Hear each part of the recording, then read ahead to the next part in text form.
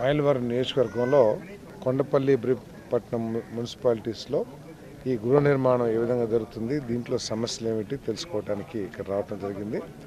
మరి ఇళ్ల నిర్మాణం కొంత కుంటుపడిన ఇన్ఫ్రాస్ట్రక్చర్ కొద్దిగా ఇబ్బందికరంగా ఉన్నమాట వాస్తవమే. మరి ఈ ప్రభుత్వం, కూటమి ప్రభుత్వం చంద్రబాబు నాయుడు గారి నాయకత్వంలో వచ్చే 100 రోజుల్లో 1,25,000 ఇళ్ళు పూర్తి చేయాలని, అదేవిధంగా సంవత్సర కాలంలో మరో 7 లక్షలు పూర్తి చేయాలని, మొత్తం 8 లక్షల ఇల్లు పూర్తి చేయాలనే టార్గెట్తో పనిచేస్తున్నామని చెప్పేసి మనం చేస్తాను. గత ప్రభుత్వ అప్రజాస్వామికమైన ఆలోచనల మూలంగా కొన్ని లక్షల మంది ఇబ్బంది పడ్డారని చెప్పేసి ప్రజల దృష్టికి తీసుకొస్తా ఉన్నాను. ఏ విధంగా అంటే PMAY 1O 2016లో ప్రారంభించబడింది ఈ ఇళ్ళ శాంక్షన్స్ అనేది. అప్పుడు తెలుగుదేశం ప్రభుత్వంలో కట్టుకున్న శాంక్షన్ అయ్యి ఇల్లు కట్టుకున్న వాళ్ళకి రూపాయి పడినా కూడా, ఇల్లు పూర్తి చేసుకున్నా కూడా, నిబంధనల ప్రకారం పూర్తి చేసినా కూడా ఉద్దేశపూర్వకంగా పేమెంట్లు ఇవ్వకపోవటం చాలా ఇబ్బందికర పరిస్థితులు లబ్ధిదారులు ఎదుర్కొంటూ ఉన్నారు. మరి అంతేకాకుండా ఆ రోజు చంద్రబాబు నాయుడు గారు 2.5 లక్షలు ఇస్తే ఆ 2.5 లక్షల్ని 1,50,000కి తగ్గించింది. మేము బీసీల ప్రభుత్వం, ఎస్సీల ప్రభుత్వం అని చెప్పే జగన్మోహన్ రెడ్డి గారు ఏ విధంగా తగ్గించారు? 2.5 లక్షల హౌసింగ్ యూనిట్ కాస్ట్ని 1,80,000కి ఏమైనా తగ్గించారు? సిమెంట్ తగ్గిందా, స్టీల్ తగ్గిందా, లేకపోతే లేబర్ తగ్గిందా? నా ఎస్టీ అని చెప్పే వైఎస్ఆర్ కాంగ్రెస్ పార్టీ ఎందుకు చంద్రబాబు నాయుడు గారు అదనంగా ఎస్సీ ఎస్టీలకు ఇచ్చిన 50,000 నుంచి ₹1,00,000 వరకు ప్రతి ఇంటికి ఎందుకు ఎగ్గొట్టారనేది కూడా మరి ప్రజలు అర్థం చేసుకోవాల్సిన అవసరం ఉంది. ఏదేమైనా కూడా ఇళ్ల నిర్మాణం మేము పూర్తి చేస్తాం. 2029కి ఈ రాష్ట్రంలో అర్హత కలిగిన ఏ పేదవాడు ఇల్లు లేకుండా ఉండకూడదు అనే లక్ష్యంతో మేము పనిచేయబోతా ఉన్నాం. మరి ఈ PMAY 1O ఏదైతే ఉందో అది మార్చ్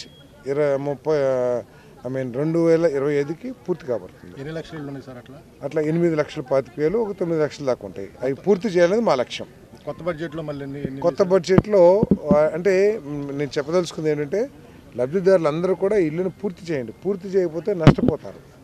ఏదైతే శాంక్షన్ అయినాయో ఆ డబ్బులు రావు. నెక్స్ట్ స్కీమ్లో ఎక్కడ కూడా వాళ్ళకి ఇల్లు శాంక్షన్ కాబడదు. ఎందుకంటే ఆల్రెడీ వాళ్ళ కంప్యూటర్ ప్రకారము, రికార్డ్స్ ప్రకారం వాళ్ళకి ఇల్లు శాంక్షన్ అయింది కాబట్టి ఇక రాదు. కాబట్టి దయచేసి ఇల్లు పూర్తి చేయమన్నట్టు. మళ్ళీ నెక్స్ట్ స్కీమ్ మార్చి నుంచి స్టార్ట్ అవుతుంది. దాంట్లో 2.5 లక్షలు కేంద్ర ప్రభుత్వం, రాష్ట్ర ప్రభుత్వాలు భరించి ₹1,00,000 మన దీని ద్వారా బ్యాంకుల ద్వారా ఇప్పించాలని ఆలోచన ఉంది. మా ఆలోచన ముఖ్యమంత్రి గారి దగ్గర తీసుకెళ్ళి దాన్ని ఒప్పించడానికి ప్రయత్నం చేస్తాం. దాంట్లో పారదర్శకంగా సర్వే చేసి గ్రామ సభలు పెట్టి లబ్ధిదారులను ఎంపిక చేసే కార్యక్రమం చేయమని చెప్పి మరి ముఖ్యమంత్రి గారు ఆదేశించారు. అంతేకాకుండా క్వాలిటీ కూడా, నిర్మాణంలో క్వాలిటీని కూడా లేటెస్ట్ టెక్నాలజీని వాడి క్వాలిటీ చెక్ చేయమని చెప్పారు. దీన్ని పారదర్శకంగా పూర్తి చేస్తాం. ఇప్పుడు గత ప్రభుత్వం ఇచ్చిన కాలనీలో మౌలిక వసతులు అనేవి పూర్తి స్థాయిలో ఎక్కడా లేవు కాబట్టి కొంతమేర ఏ మేర వరకు మీరు ఈ ఏడాది కాలంలో పూర్తి చేయగలరు? అంటే ఈ ఏడాది కాలంలో మేము కొన్ని చోట్ల అమృత్ కింద లోన్స్ శాంక్షన్, స్కీమ్ శాంక్షన్ చేయించాం. NRGS కొన్ని చోట్ల శాంక్షన్ చేసాం. సాధ్యమైనంత వరకు చేస్తాం. కానీ ఇప్పుడు ఇల్లు నిర్మాణం వరకే టార్గెట్ పెట్టుకున్నాం. తర్వాత ఇన్ఫ్రాస్ట్రక్చర్ కూడా పెడతాం. ముఖ్యమంత్రి గారు మాకు ఏం ఆదేశించారంటే, అర్బన్ ఏరియా అయితేనేమో అమృత్లో, అదే రూరల్ ఏరియా అయితేనేమో NRGS, JJMని వాడుకుని మనం పూర్తి చేద్దామని చెప్పేసి చాలా గట్టిగా చెప్పడం జరిగింది. గత ప్రభుత్వం ఏంటంటే శాంక్షన్ అయినా కూడా ఇక్కడ అమృత్ కింద శాంక్షన్ అయింది, కానీ రాష్ట్ర ప్రభుత్వం వాటా ఇవ్వాల. కాబట్టి ఆ నిధులన్నీ నిరుపయోగంగా ఉన్నాయి. లేకపోతే ఆ నిధులు వాడితే ఇక్కడ కొంత ఇన్ఫ్రాస్ట్రక్చర్ తయారయ్యేది రాష్ట్రంలో చాలా చోట్ల. సో అటువంటి సమస్య లేకోకుండా కావాల్సిన నిధులు ఏర్పాటు చేస్తామని చెప్పారు. మరి అంతేకాకుండా ఇంకొంచెం మెరుగ్గా చేయడానికి అవకాశం ఉండింది మాకు. కానీ జగన్మోహన్ రెడ్డి గారి ప్రభుత్వం ఆర్థిక క్రమశిక్షణ రాహిత్యం మూలంగా 4,500 కోట్ల రూపాయలు కేంద్రం నుంచి ఏదైతే ఇళ్ల నిర్మాణానికి వచ్చిందో దాన్ని డైవర్ట్ చేసి వాళ్ళు ఇష్టం వచ్చినట్లు ఖర్చు పెట్టారు.